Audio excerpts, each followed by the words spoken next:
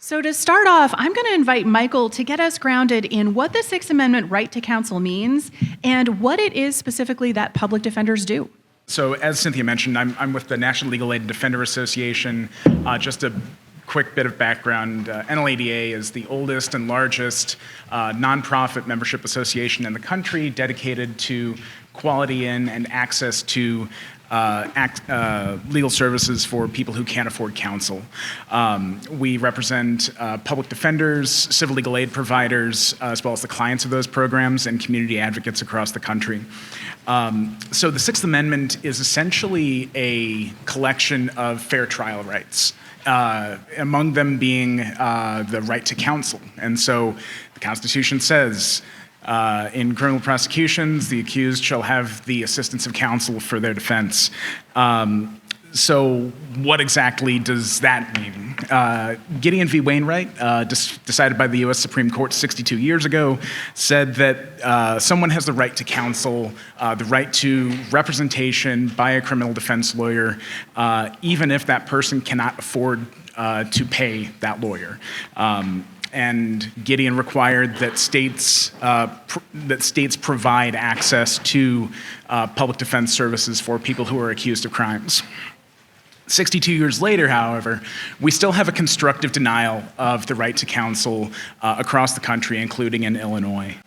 Part of the right to counsel is that, unlike, say, white-collar criminal defense lawyers who can bring someone in and evaluate their case and decide, oh, maybe I'll take this case on, but nah, I think I'll pass on this one. Public defenders do not have the luxury of turning down clients like that. It is a constitutional requirement that these people be represented by counsel. And by that same token, it is not an optional thing for states to fund public defense or not. Public defense is a required fundamental right, and states need to catch up in funding this essential government service.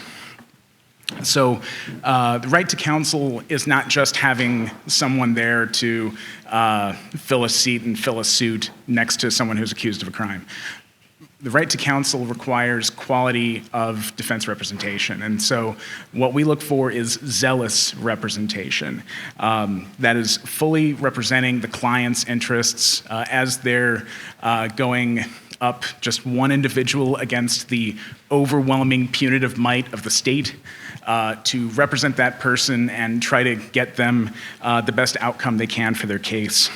This is particularly important because as the previous panel was talking about, and as hosts of research have shown, especially in the past couple of decades, even a small stay in jail, for example, can have enormously deleterious effects on someone's livelihood.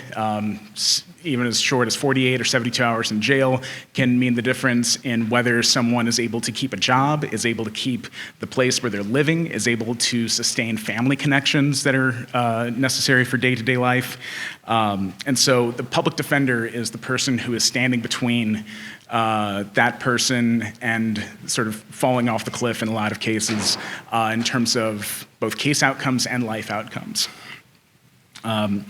And we have seen that the criminal legal system, that it disparately harms Black and brown communities, that these are the people who are being targeted, for lack of a better word, by criminal legal system structures. And what that ends up turning into is you have entire communities who are getting hollowed out. You're having fathers, you're having breadwinners, structural, central supports of family systems being put in jail, being warehoused in prisons. And if you're thinking on kind of a macro level, you're having how many, what percent of the economy, what percent of people who could be contributing to the workforce, could be contributing to everyday society, being put behind bars. And so when we talk about zealous representation, that zealousness requires independence on the part of the public defender. The public defender has to be able to represent the interests of the person that they're assigned to defend without undue influence from politicians and without undue influence from judges. And Mark is going to talk a bit more about the ABA 10 principles of a public defense delivery system. But independence is a key part of that set of standards.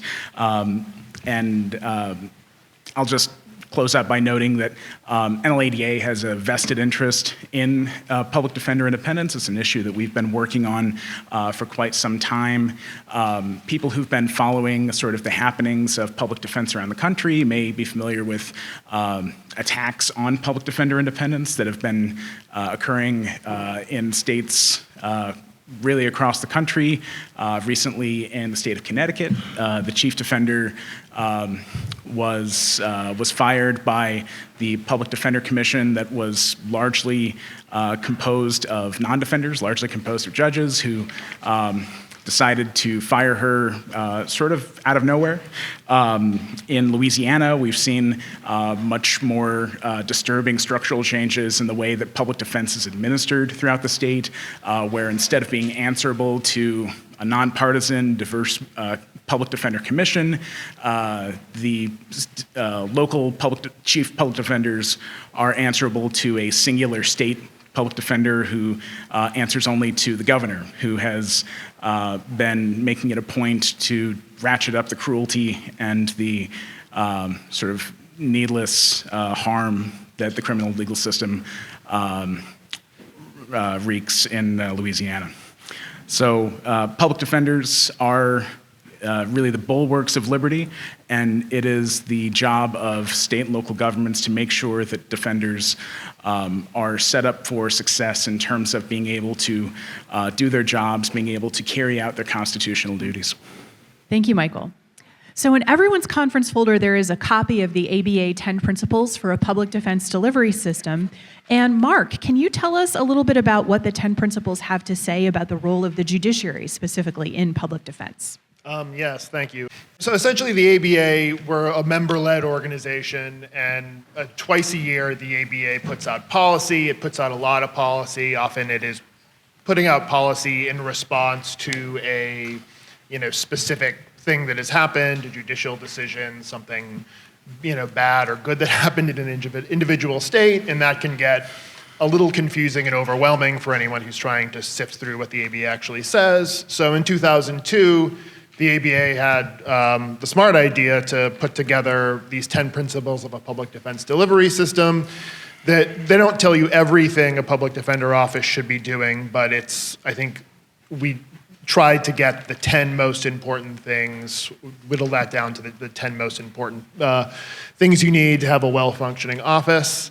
I was not there when they were first written in 2002. I haven't been a lawyer quite that long, but I was in the office in 2023 when we revised the principles for the first time, and that revision was done by an ad hoc member committee of public defense experts. I think it was a diverse committee in every sense of the word, regionally, racially, professionally, as public defenders, public defense experts, professors who had a public defense background, all people very interested in ensuring good public defense, but of course you get 8 or so lawyers in a room, it's going to be hard to get them to agree on everything. It was a long, deliberative process, but we got these revised principles out in 2023. I think everyone, especially if you're in an administrative role, should be aware of them. But some things change more than others versus the 2002 principles. The first principle, which addresses independence, just like in the 2002 principles, it really didn't change a whole lot. I think this is something that we, as a voice of the sort of public defense expert community, have been saying for a long time, and it hasn't really changed all that much. And you'll see in other principles, sometimes there's some hedging or some back and forth that reflects the fact that not everything is a one-size-fits-all rule in some cases, or there's maybe still some legitimate disagreement as to what the best practice is. When it comes to independence, that really hasn't changed. It's been pretty firm from the ABA now from decades, which is that the judiciary and political actors really have no formal role in the operations of a public defense office. The executive level decisions, hiring, firing, budgets, things of that nature should be made by an independent public defense commission or board, and that board should not have any sitting judges or prosecutors or public defenders for that matter on it. And I think that reflects that, this is a clear thing that we have seen as necessary without exception now going on decades, despite the fact that many jurisdictions have not, still to this day, have not fully lived up to what we've been calling for. And I think, the reason for it is, and Professor Coleman touched upon this briefly in the last session, which is that, we really want to avoid that, appearance of any impropriety. She mentioned that, you see that in a lot of other ethics rules. You don't say it's okay for a lawyer to commingle his client's funds because, well, he took an oath to protect his client, so who cares, we trust him to do good. No, we say, if it looks like it could be bad, we want to stop that. And I think there's two clear reasons for that. One, if you have once a potential problem becomes a real problem, then, you're a client or multiple clients have already been harmed. And even if you try to fix it, you're, bandaging a wound that already happened.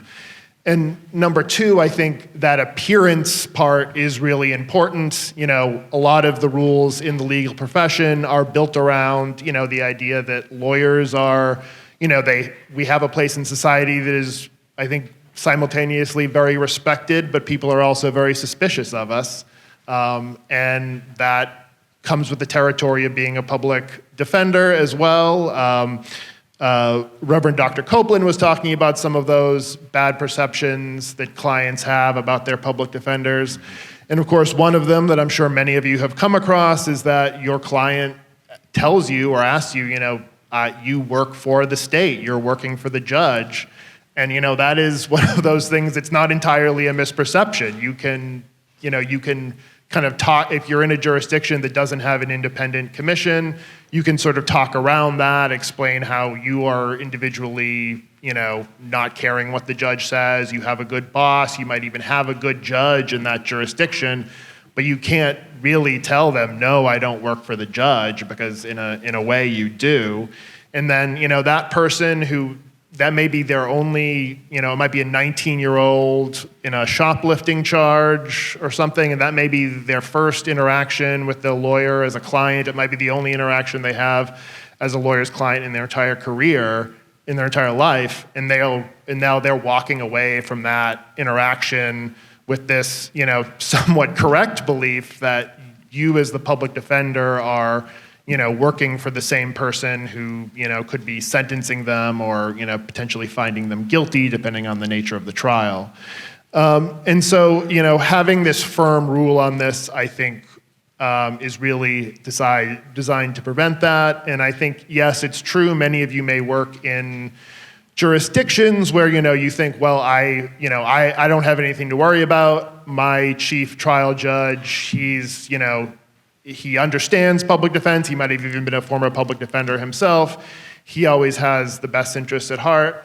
Well, that might be true for now, but you don't know what's happening in the next county over. You don't know who your next chief trial judge is going to be, and that's where it really comes in. We want to stop these problems before they start, and that's why a fully independent commission from top to bottom is central to ensuring that independence and really ensuring that all of the other 10 principles of a public defense system can be given full effect as well. Thank you, Mark. So for Bonnie, NACDL has done a lot of work relating to independence for public defenders in the federal system. And now it looks like there are some changes coming in the federal system. Can you tell us about what's happening and about what states and localities can learn from the federal experience? Sure. So I think that the place to start is really understanding with the federal system that for a long time, the federal defenders themselves weren't completely sold on the idea of independence.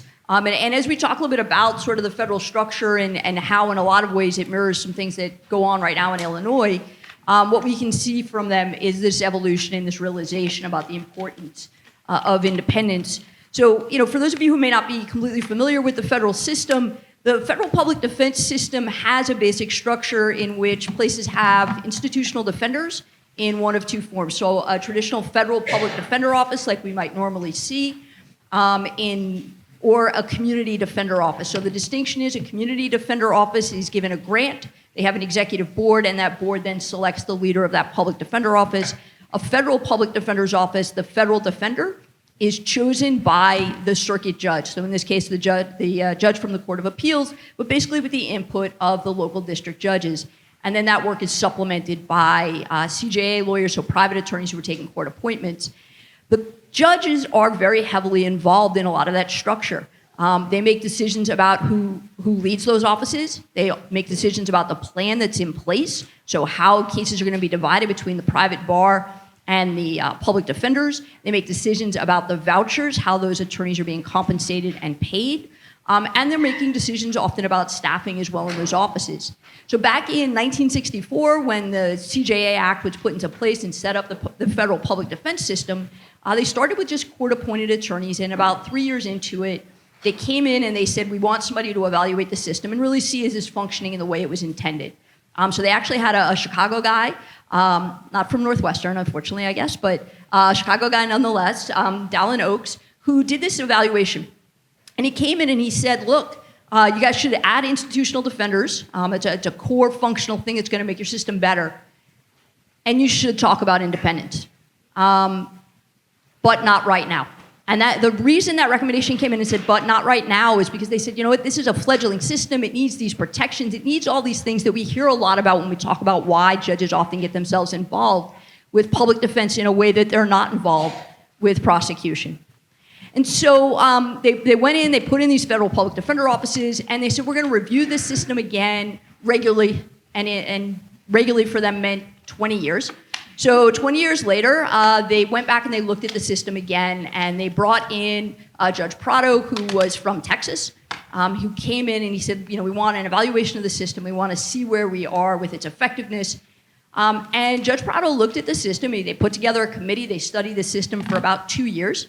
And at the end of it, he came out with a lot of recommendations we would expect: add more funding, add more institutional public defender offices, add more training. But the centerpiece of his recommendation was the defender system needed to be independent. It needed to be out of the judiciary. Right now, the federal public defender is situated in the judicial branch. It operates under the administrative office of the courts, which basically is the branch that works for all the judges in the country. And he recommended that they be independent. And that didn't happen in large part because not only were judges opposed to that, but so were a lot of federal public defenders. And the concerns that came up are a lot of the same concerns that we hear, which have to do with things like access to funding, the protections and the benefits that come from being part of the power of the judiciary and the protections of the judiciary, the importance of relationships. All the things that we frequently hear were things that a lot of federal defenders were expressing concerns about the idea of moving out from under the judiciary.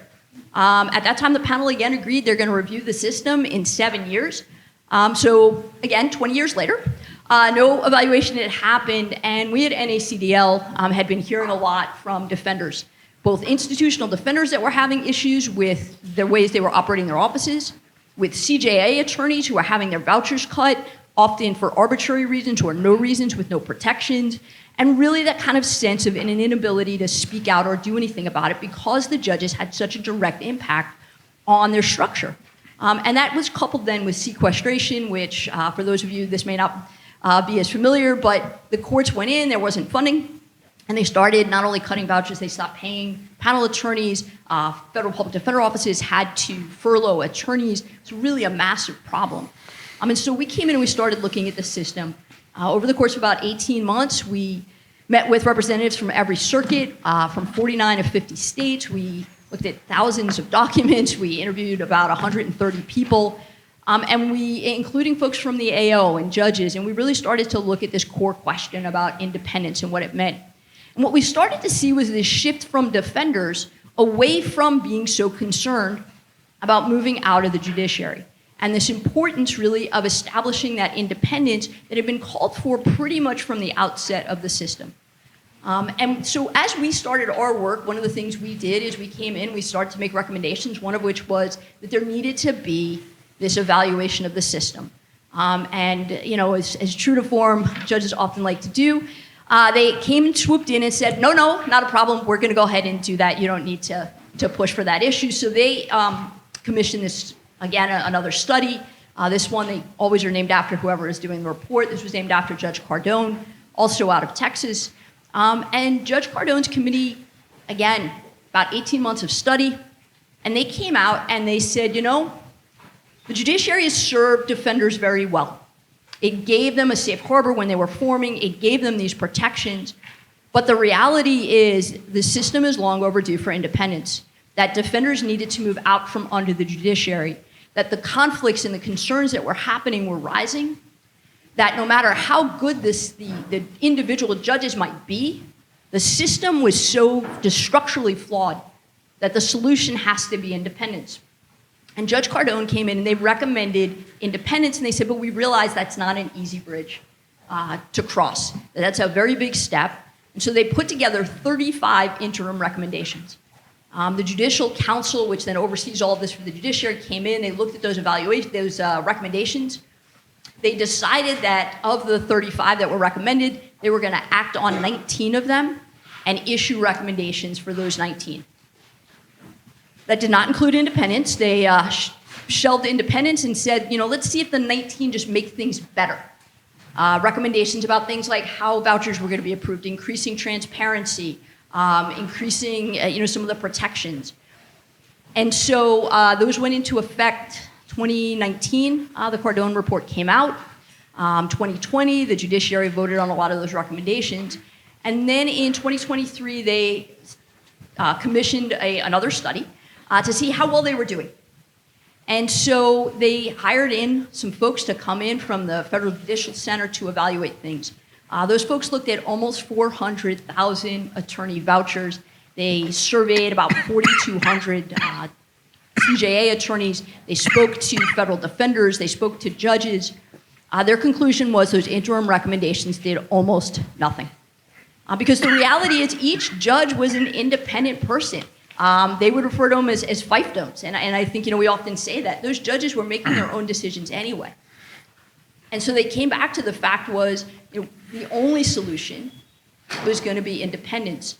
The surveying, both through the Cardone report and what followed, they got responses from about 94%, I think, of federal defenders.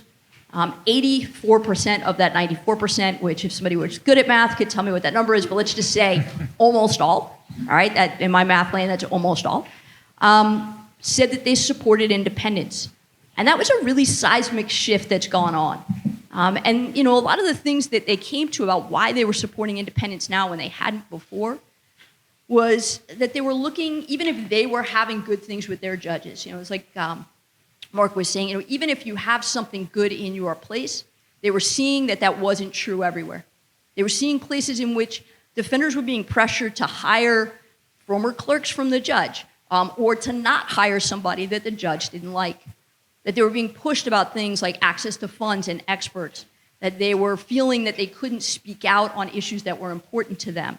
That for the private bar, that they were having their vouchers cut, and if they pushed back about that, they were also then being impacted with what cases they were getting. Or they were being forced to take too many cases. And so, from all of those things, they came in and they said, we're going to support independence. So in 2024, some legislation was introduced calling for independence on the federal level. In order to do this, it requires a congressional act. The legislation was introduced in 2024. It was supported by the Defender Services Committee, which is sort of the public defense arm of the Judicial Conference. It was supported by the defenders. It was supported by the CJA panel attorneys. The 2024 Congress, of course, went nowhere. And right now, they're holding on the legislation right now in terms of making a decision about when they'll represent it for 2025. Thank you, Bonnie. So, Mark mentioned some issues around the appearance of impropriety when judges have control over the public defense system. Michael, can you tell us about some of the other issues that public defenders face if they are not independent from judicial interference and control? There's really a wide range of issues with the with judicial interference, and that can range from sort of overt interference in the representation of a client to, as we mentioned, just kind of the appearance of impropriety. So let's throw it out to all of you who are here. By a show of hands, how many of you have a boss? All right. Now, how many of you go out of your way to avoid pissing off your boss? All right. So this, I hope, kind of, that mindset is really what defenders are put in when they are subject to judicial control in terms of hiring and firing, in terms of approval of vouchers, in terms of approval of extraordinary expenses like having an investigator or having a social worker to help connect your client to services, things that are really not so extraordinary in terms of actually providing representation for a client and making sure that the client gets the services they need from their legal team. So you can have, that's one example of the kind of judicial interference is you don't have access to those funds. You don't have access to sort of the lifeblood of your case. Apart from just having the lawyer there, the lawyer is not the full legal team. In that case, you have, not just that sort of overwhelming sort of impact on a case with kind of a dollars and cents attached to it, but you also have kind of a more insidious underlying conflict of interest where it's someone's self-interest in their job and their self-interest in keeping that job against the client's liberty interest. And so attorneys may have to weigh, pushing harder for their client's interests, doing things that the court might not be so thrilled about, but that'll help their client, versus upsetting the judge and making it so that that attorney may have a harder time getting assignments in the future, getting cases appointed to them, getting approvals for their expenses, including just routine time expenses as well as the other expenses of investigators, social workers, and the like. Even if you don't have a drop in the intensity of defenders' representation when they have there's judicial control over the defense function, just that perception of that influence can undermine clients' trust with their public defenders. And that trust is so precious, it's often hard to attain and hard to keep. And if that trust is tainted, if it's undermined, then clients aren't going to be willing to talk openly with their defenders. Defenders aren't going to be able to represent their clients as well. And sort of the entrenchment of criminal legal systems as assembly lines for filling up prisons sort of continues. In addition to sort of those individual case outcomes, you have broader systemic problems like public defenders deciding, I'm just going to leave this job, or I'm going to leave this county. I'm going to go to another county or to another state where I don't have to put up with all of this, and I can just work in better conditions. And that's what we've seen in some different areas around the country. NLADA recently conducted an assessment of a municipal court outside of Illinois. And in that muni court system, the chief judge was the person overseeing everything for public defense. Controlled appointment, controlled whether attorneys stayed on the rotation, how many cases they would get. The judge ran the whole show. And the judge was a prickly, prickly person. And if you did not get along with the judge, you were not going to have a good time. And so a lot of people didn't get along with the judge. And a lot of people ended up just leaving that system. And that system was starved for attorneys to represent the clients that were going through that court.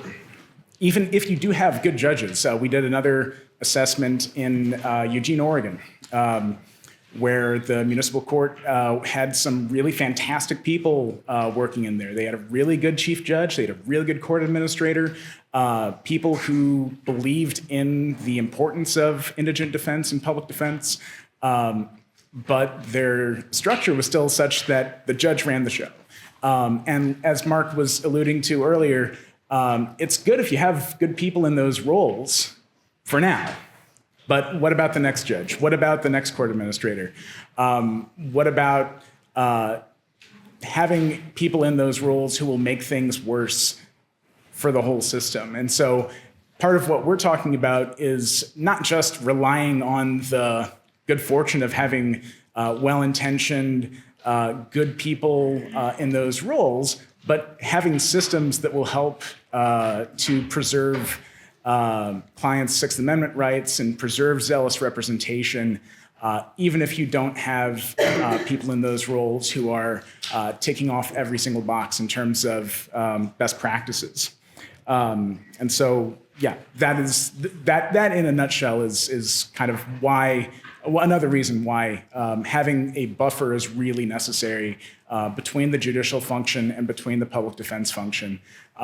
Ideally in a commission of some sort, an independent commission where it is sort of defenders overseeing defenders. It is a mixed group overseeing defenders, but not having a situation where defenders are being faced with that conflict of interest, and really the public is being faced with that conflict of interest on a daily basis. Great, thank you.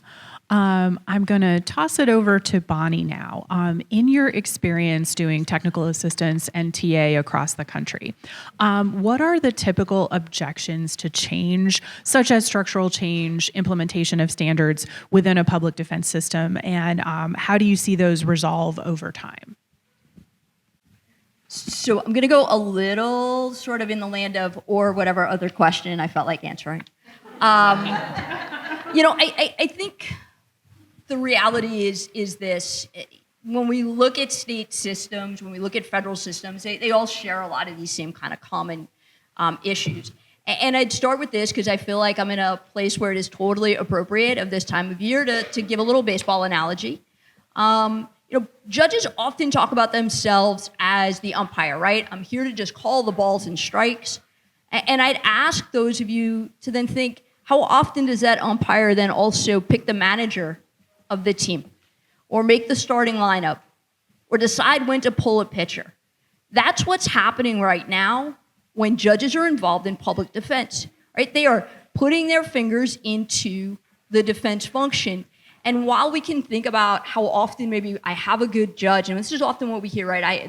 I have a good judge, or I have a good working relationship, or it's important to have that relationship.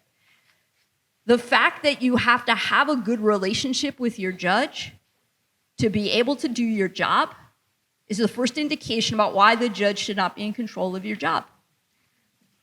Because we keep saying it, but it so quickly changes. And we see that, two states that come to mind right now are Oregon and Maine, both places in which we're seeing that the judiciary is stepping in and wanting to make changes to the structure. And I think when we think about this, if I thought that judges were coming in and they were saying we want to change the structure, we want to be more involved with public defense because we need to, and I guess what we hear a lot is judges feel this need to supervise the defense, I would say to control the defense. And it doesn't come because the judges are saying, I'd like for you to file more motions. I'd like for you to try more cases. I'd like for you to do more investigation and bring in more experts, right? You need to move cases along. You need to take more cases. These things need to happen faster. You're making too many demands or requests. And so, I think when we think about this, the lack of public defense, and we talk about this across the country, there is a massive shortage of public defense lawyers. The challenges that we were hearing about today are echoed across the country. And those are not the failings of public defenders. Those are the failings of the system that we have been placed in, the lack of funding, the lack of support, the ways in which we talk about the work that we do, the way in which we undervalue our work, the way in which judges think that we are interchangeable or that anybody can do this job. Those are the reasons we struggle to find public defenders, not because folks are not passionate or caring about the Constitution, but because we continue to devalue that role. And so students walk away from it. People who are in this system walk away from it. And so until we start to kind of change that narrative, that public defense is not something that needs to be managed or supervised or controlled by judges, any more so than they manage or control or supervise prosecution or law enforcement or anybody else, but that they give the defenders that status and that respect that the system really demands. I want to just take a moment, though, and talk about rural communities. And I'll tell you all that when I was in practice, I was a public defender for almost 22 years. I practiced in a jurisdiction in which one part of our jurisdiction was very suburban, sort of a Washington, D.C. suburb. But one of our jurisdictions was a completely rural jurisdiction. It was a one-courtroom courthouse. On Monday, it was traffic court. On Tuesday, they heard civil cases. On Wednesday, the court was just closed. There was no judge in the town. There was no sitting public defender. The county attorney was the prosecutor, the county attorney, the town attorney, and I think he ran a private practice on the side. In those rural communities, we know that relationships matter. We know that connections matter.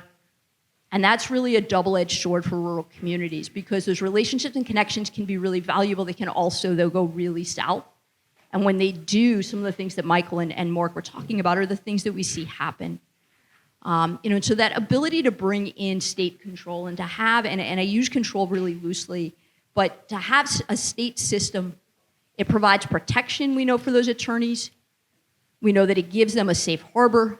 It gives them a place where they can push back against the judge without it being that it looks like it is they themselves that are pushing back, but that instead this is coming from the administration, it's coming from the system, it's coming from these rules that I have to follow. Is an important safe harbor. It really protects those defenders. We know it's hard to get folks out to rural communities, but that sense that they can have protection, that sense that they can have support at the state level, and a place where they can get new ideas and bring in sort of some vibrancy, I think are all really critical to having a healthy state public defense system. Thanks, Bonnie. And Mark, before we open it up for audience questions, I want to give you a chance to have the last word. Sure, and I'll be very quick because I know we're running low on time here. But I think a question often comes up: judges are concerned. They're gonna, if they don't have control over the public defense office, that things are going to be running amok. They think they know what happening. The way things should run in their county or their jurisdiction. And I think, it's important to say, like, what we're saying here is not that judges don't have any say. I mean, they should, and the principles, the ABA principles make this clear. They have a role, which is the same role they have in, overseeing prosecutors or overseeing privately retained counsel. So, no one is saying if the public defense office is falling down on its duty or, committing an ethics violation, certainly that judge has not only, can, but should, inform the commission and make a bar complaint if need be. And of course, a bar complaint from a judge is going to get significant attention. I think the sort of existing way that judges have, the authority they have over all attorneys is more than enough to ensure that, that what's happening in their courtroom from the public defender's office is ethical and meeting the needs of clients without having control over budgets and things like that we wouldn't expect them to have over anyone else. Thank you. So now, what questions do all of you have for our panelists? If the judges have that level of authority, like haven't they exercised it and reported us to the Attorney Administration Disciplinary Commission for taking on 157 government cases when I only should have 30. If that's the case, can we trust the judiciary to have any meaningful participation in the future of public defense in the state of Illinois?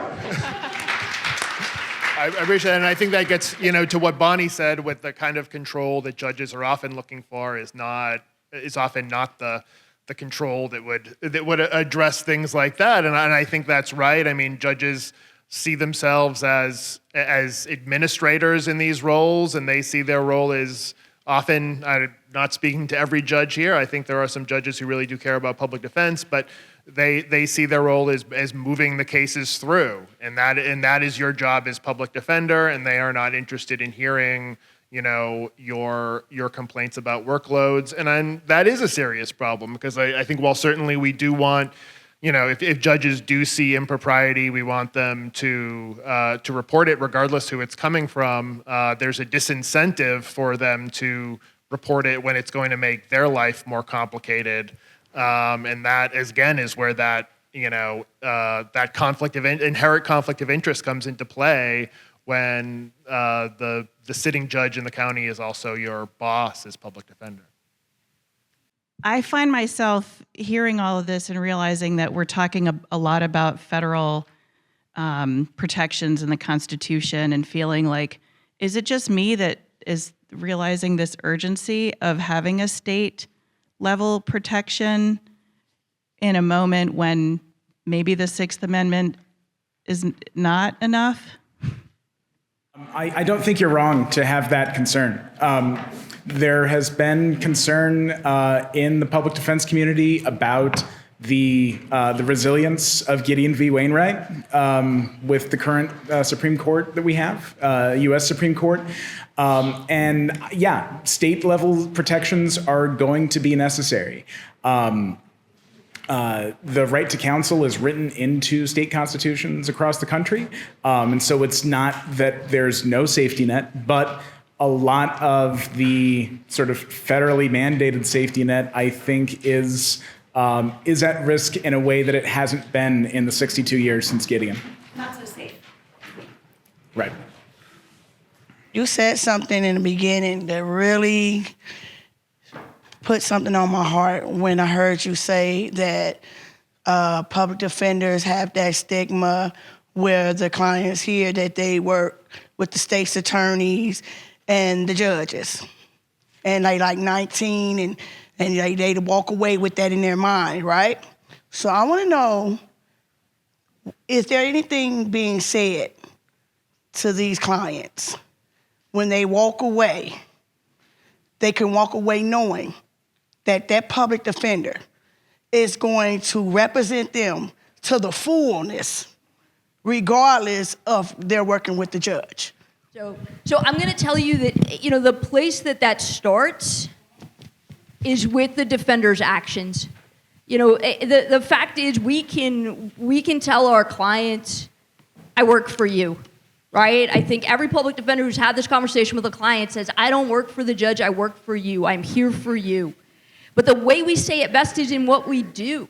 Right? When we get into court and we get up and we're able to advocate for our client, when we're able to spend that time with them that we need to hear what they have to say and also to help them to understand and to make decisions that are the right decisions for them.